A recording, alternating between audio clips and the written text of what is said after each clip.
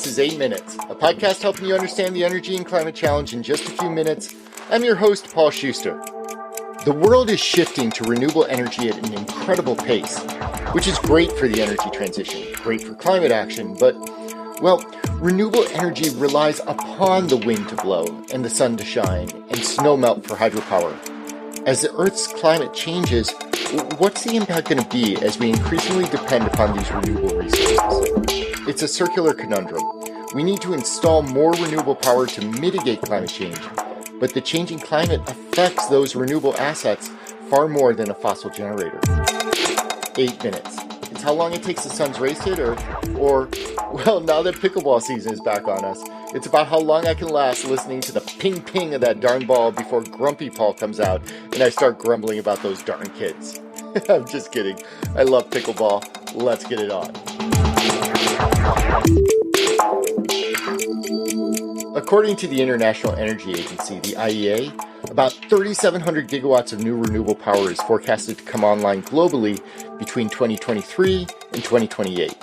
Spurred by climate policies in over 130 countries, that's a fantastic indicator of our transition to a cleaner energy system. But that renewable energy mix will come with risks. Those renewable assets are going to be affected by changing climate and weather patterns. How severe is that likely to be, and how should policymakers think about this circular connection between climate, weather, and renewable generation? On the one hand, severe climate activity is certainly going to have an effect, whether it's toppling power lines or damaging distributed assets like having a tree fall onto your new solar array. But those are similar risks that fossil generators have to worry about too. Regardless of the power source, we're still going to need distribution and transmission lines to get the power to homes and businesses. Rather, today, I want to focus on the specific challenges facing renewable systems and their interaction with a changing climate. Take solar power, for instance. A study published in Nature Sustainability in 2021 looked at whether and by how much photovoltaic panels may be affected by changing weather patterns. As increased cloud cover and aerosols and particulates happen, how are solar panels likely to react? They took the International Panel on Climate Change, the IPCC's climate scenarios, and modeled out the impact. The results were uneven across the globe.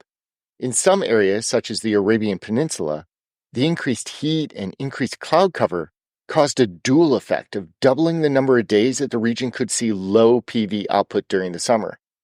And that could have a real effect on the solar power generation in that region. But in Europe, those low PV days could be cut in half, indicating that solar could actually be more beneficial on that mainland.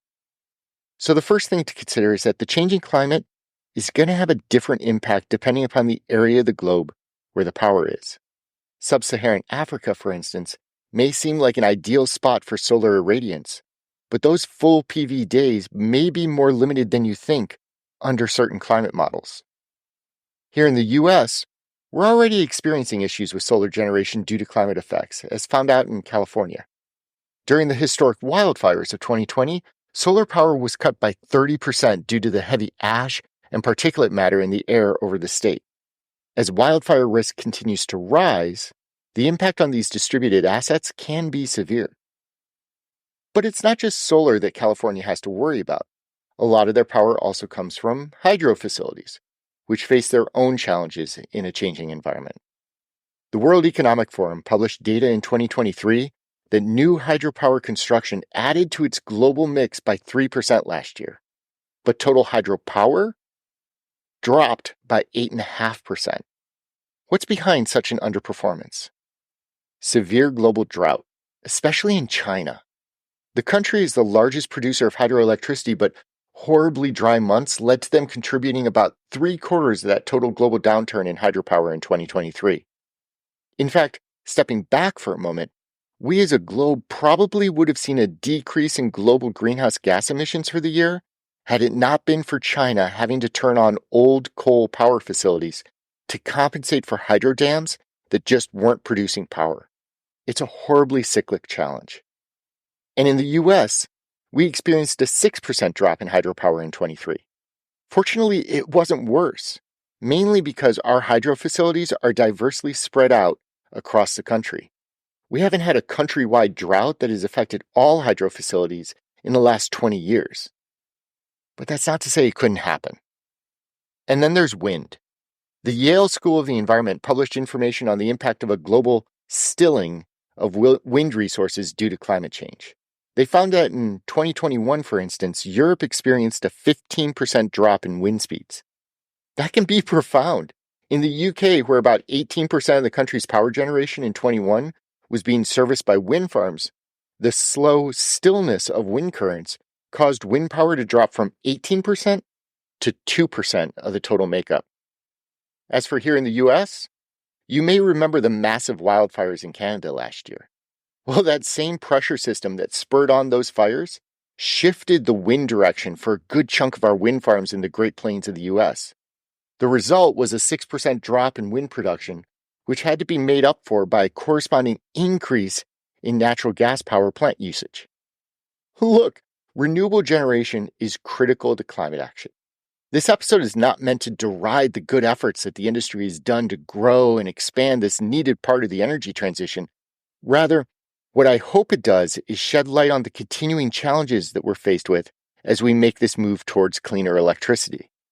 Anticipating these challenges in different weather conditions, adapting for them appropriately, introducing the right policy and frameworks that enhance the effectiveness of the renewable assets, these are all important considerations as renewable energy emerges into a maturing industry.